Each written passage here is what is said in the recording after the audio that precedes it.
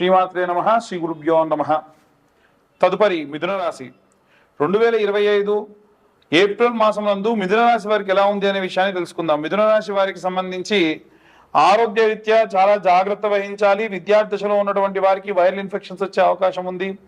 గృహిణులకు సాధారణమైనటువంటి తలనొప్పిగా భావించిన నరాలకు సంబంధించి ఇబ్బందులు వచ్చే అవకాశం ఉంది. వీటి పరంగా జాగ్రత్తగా ఉండండి. ఈ యొక్క ఉద్యోగస్తులు మీ యొక్క ఉద్యోగ స్థలం నుండి మీ ఇంట్లో ఉన్నటువంటి వారికి ఎవరికైనా ఆరోగ్యరీత్యా బాగాలేదని కానీ మీకు ఆరోగ్యం బాగాలేదని కానీ హుటాహుటిన బయలుదేరి వెళ్లాల్సి రావడము, ఎక్కువ రోజులు లీవ్స్ తీసుకోవాల్సినటువంటి పరిస్థితి కూడా ఉంటుంది. వ్యాపారస్తులకు సంబంధించి చాలా సానుకూలంగానే కనిపిస్తూ ఉంది. అలాగే ఎవరైతే ఈ యొక్క మిథున రాశి వారికి సంబంధించి సినీ రాజకీయ రంగాల వారు ఉన్నారో వారి యొక్క కెరీర్కి సంబంధించి ఏదైనా సరే మచ్చ తెప్పించేటువంటి విధంగా ఎవరైనా ప్రవర్తించే అవకాశం ఉంది. మిమ్మల్ని మీరు నిరూపించుకునేటువంటి కాలం అని కూడా చెప్పొచ్చు. అలాగే ఎవరైతే వివాహం కోసం ఎదురు చూస్తూ ఉన్నారో ప్రథమార్థమంతా కూడా శ్రేయస్కరంగా ఉంది. ప్రథమార్థంలో కూడా మొదటి వారం చాలా బాగా ఉంది. ద్వితీయార్థం అంత శ్రేయస్కరంగా లేదు. అలాగే ఈ యొక్క విద్యార్థులు ఎవరైతే ఉన్నారో విదేశాలకు వెళ్ళి విద్యను అభ్యసించాలనుకునేటువంటి వారు మీ యొక్క ప్రయాణంలో విపరీతమైనటువంటి నష్టం కానీ ఆందోళన కానీ జరిగేటువంటి అవకాశం ఉంది. జాగ్రత్త వహించండి. దూర ప్రయాణాలు చేసేటువంటి వృద్ధులు, పిల్లల దగ్గర లేకుండా వృద్ధాప్యంలో ఉన్నటువంటి వారు వీలైనంత వరకు కూడా నిత్యము ఉదయాన్నే మీరు ఏవైనా వాకింగ్ చేసేటప్పుడు కానీ దూరంగా ఎటైనా ప్రయాణం చేసేటప్పుడు కానీ జాగ్రత్త వహించుకోండి. ఎవరితో అయినా సహాయం తీసుకొని వెళ్ళండి. ఇక ఇవన్నీ కూడా గోచార రీత్యా చెప్పేటువంటి విషయములు మాత్రమే. పూర్తిగా మీ జాతకం విశ్లేషణతో కావాలంటే కింద ఉన్న నెంబర్కి కాల్ చేయండి. అన్ని వర్గాల వాళ్ళు ఎలాంటి రెమెడీస్ తీసుకోవాలి, ఎలాంటి మంత్రపఠనం చేయాలనే విషయాన్ని ఇప్పుడు మనం తెలుసుకుందాం. ద్వాదశ రాశుల వారికి కూడా ప్రత్యేకంగా ఏప్రిల్ మాస ఫలితాల్లో భాగంగా విద్యార్థులకు సంబంధించిన విషయానికి వస్తే విద్యార్థులకి ప్రత్యేకంగా మనము గణపతికి ఇష్టమైనటువంటి ఉండ్రాళ్లతోని ప్రతి బుధవారము కూడా నివేదన చేసి వీలైతే తేనెతోని పిల్లలకు ఆ యొక్క మోదగములు కానీ ఉండ్రాళ్ళు కానీ తినిపించండి. ఈ ఏప్రిల్ మాసంలో విశేషంగా ఉగాది తర్వాతకి రామనవమి, అలాగే 14వ తారీఖు నాడు ఈ యొక్క మేషరాశిలోకి సూర్యగ్రహ సంచారం, దాన్ని మేష సంక్రమణం అంటారు.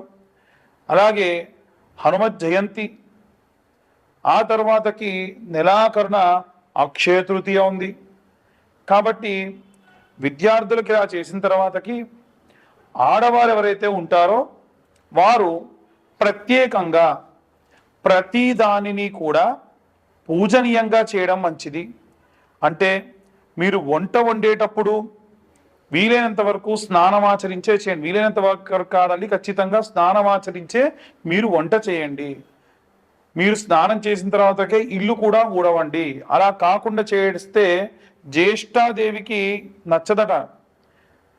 ఇంటికి దరిద్రదేవత రాకుండా ఉండాలి అంటే ఈ నియమం పాటించండి. అలాగే ఎవరైతే ఈ యొక్క వంట చేసేవారు నిత్యాగ్నిహోత్రులు కాబట్టి ఆడవారందరూ కూడా స్నానం చేసిన తర్వాతకి ప్రముఖ్యమైనటువంటి రోజులలో ఉదాహరణకు శుక్రవారం కానీ గురువారం కానీ మంగళవారం కానీ వంట చేసేటువంటి పాత్రలు, వంట చేసేటువంటి గ్యాస్ స్టవ్ని నీట్గా తుడుచుకొని బొట్టు పెట్టుకున్న తర్వాతకి వంటను ప్రారంభించండి. ఇంట్లో వండినటువంటి మొట్టమొదటి నైవేద్యాన్ని దేవుడికి నివేదన చేసి తర్వాతకే ఇంట్లో ఉన్న వారందరికీ పెట్టండి. వీలైతే పూర్తిగా వండినటువంటి అన్నం గిన్నెను తీసుకెళ్లి దేవుడి దగ్గర పెట్టి కాస్తంత నెయ్యి వేసి చిటికెడు ఉప్పు వేసి దేవుడికి నివేదన చేసిన తర్వాతకే ఇంటిల్లిపాది తీసుకోండి. ఉద్యోగస్తులు ఎవరైతే ఉన్నారో వారు వీలైనంత వరకు కూడా ఉన్న 4 గురువారాలు కూడా బుధవారం రోజు రాత్రిపూట 110 శనగలు నానబెట్టి సూర్యోదయం కంటే ముందే గురువారం నాడు నిద్రలేచి సూది దారంతో ఆ 110 శనగల్ని కూడా దండలాగుచ్చుకొని నవగ్రహాల్లో కూడా ఉన్నటువంటి బృహస్పతి గ్రహం మెడలో ఈ యొక్క శనగల దండ వేయండి. ఇలా చేయడం వల్ల ఉద్యోగంలో ఏవైనా ఇబ్బందులున్నా, ఏవైనా ప్రాబ్లమ్స్ ఉన్నా అన్నీ సాల్వ్ అయ్యి చాలా ఆనందంగా ఉంటారు.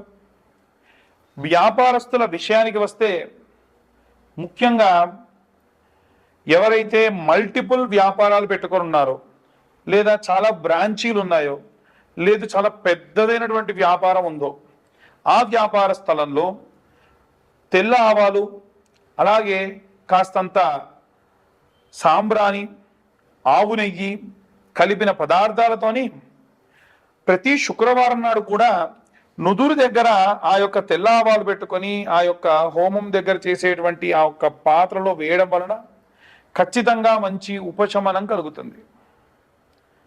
అలాగే వ్యాపార స్థలంలో వచ్చేటువంటి వారు ఎన్నో రకాలైనటువంటి శౌచములతో వస్తారు కాబట్టి ఎటువంటి శౌచము తగలకుండా ప్రశాంతంగా ఉంటారు.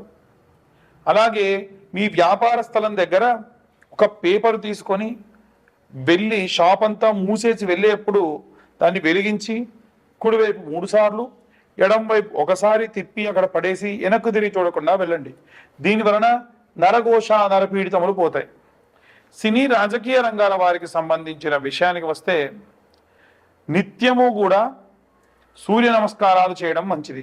అది కూడా సూర్యుడు ఉదయిస్తున్న సమయంలో సూర్య నమస్కారాలు చేయండి, మంచిది. ప్రతి ఆదివారం కూడా రాజకీయ నాయకులు మిరప గింజలు, అలాగే పువ్వు రెక్కలు దోసిట్లో తీసుకొని మీ భార్యను కానీ ఎవరినైనా సరే వేయమని, దాంట్లో నీళ్లు పోయమని, ఓం నమో సూర్యాయ నమః, ఓం నమో ఆదిత్యాయ నమః, ఓం నమో శన్యా సమేతాయ నమః, ఓం శనేశ్వరాత్మజాయ నమః అని సూర్యగ్రహానికి సంబంధించి సప్త అశ్వరథ మారూఢాయ నమః, ఆది దేవాయ నమః, అలాగే భాస్కరాయ నమః, వీలైతే సూర్యాష్టకం ఉంటుంది. ఆదిదేవ నమస్తుభ్యం ప్రసీదం మమ భాస్కర, దివాకర నమస్తుభ్యం ప్రభాకర నమోస్తుతే అని అర్ఘ్యంగా విడిచిపెట్టండి. ఇలా చేయడం వల్ల ఎన్నో రకాలైనటువంటి ఇబ్బందులతో ఉన్నటువంటి రాజకీయ నాయకులకి ఆ ఇబ్బందుల నుండి బయటపడేటువంటి అవకాశం ఉంటుంది. అలాగే సినీ రంగంలో ఉన్నటువంటి వారు ప్రత్యేకంగా ప్రతి శుక్రవారము కూడా విశేషమైన కుంకుమార్చన, అలాగే 108 నాణెములతో, ఉదాహరణకు మీరు సినీ రంగానికి మీడియా ఫీల్డ్కి సంబంధించిన వారు, మీ స్తోమత మీడియాలో పెద్ద పొజిషన్లో ఉన్న ప్రతి వారము 108 రూపాయలు మీరు అమ్మవారికి సమర్పించదలిస్తే 108 నాణెములు తీసుకెళ్ళండి, రూపాయి కాసులు. ఒక్కో అష్టోత్తరానికి అమ్మవారి దగ్గర ఒక్కొక్క నాణెం పెట్టండి. ఒకవేళ మీ పరిస్థితి కాస్త మెండుగా ఉంటే 5 రూపాయల నాణెం పెట్టండి. ఇలా చేయడం వల్ల కూడా మీకు చాలా ధనలాభం కలుగుతుంది. మహాలక్ష్మీదేవిని నిత్యమర్చించేటువంటి శుక్రాచార్యుడి యొక్క ప్రతీతి కాబట్టి మీకు సినీ రంగంలో అద్భుతమైనటువంటి కాలం అని చెప్పచ్చు. అలాగే ఎవరైతే వివాహం కోసం ఎదురు చూస్తూ ఉన్నారో ఈ యొక్క ఏప్రిల్ మాసంలో 7వ తారీఖున, 14వ తారీఖున, 21వ తారీఖున, 28వ తారీఖున అమ్మాయిల కోసం వరపాశుపతము, అబ్బాయిల కోసం కన్యాపాశుపతము, రుద్రాభిషేకం హోమం చేయడం జరుగుతుంది. సామూహికంగా జరిగేది కాదండి. ఎవరు ముందు కాల్ చేసి బుక్ చేసుకుంటారో వారి వరకు మాత్రమే ఆ రోజున ఈ యొక్క పూజాధికృతం ఉంటుంది. హోమం మాత్రం ఎవరైనా ఇద్దరు ఉంటే కూర్చుండబెట్టి చేయించడం జరుగుతుంది. అలాగే ఎవరైతే ఈ యొక్క విదేశాలకు వెళ్ళాలనుకుంటూ ఉన్నారో వారు దుర్గా కవచంతో అమ్మవారిని అర్చించి ఆ కుంకుమ దగ్గర పెట్టుకొని వెళ్ళడం మంచిది. అలాగే ఎవరైతే రైతులు, సినీ రాజకీయ రంగాల వారితో పాటుగా రైతులు, కులవృత్తులు, చేతి వృత్తులు చేసేటువంటి వారు సుబ్రహ్మణ్యేశ్వర స్వామికి అభిషేకం చేయించి ఆ అభిషేకం చేసి పడినటువంటి ఆ పాలని, నీటిని తీసుకుని వెళ్ళి మీ పొలంలో చల్లుకోవడం వల్ల విశేషమైనటువంటి ఆ యొక్క భూ సమృద్ధి కలుగుతుంది. అలాగే పిల్లల దగ్గర లేకుండా వృద్ధాప్యంలో ఉన్నటువంటి వారికి 5 సోమవారాల పాటు కొబ్బరి బొండా కొట్టి ఆ నీళ్ళు అలాగే తీసుకొని వెళ్ళి శివుడి పైన మీ చేతితోనే అభిషేకం చేయడం వలన శారీరకమైనటువంటి బాధలు రుగ్మతల నుండి దూరం అవుతారు.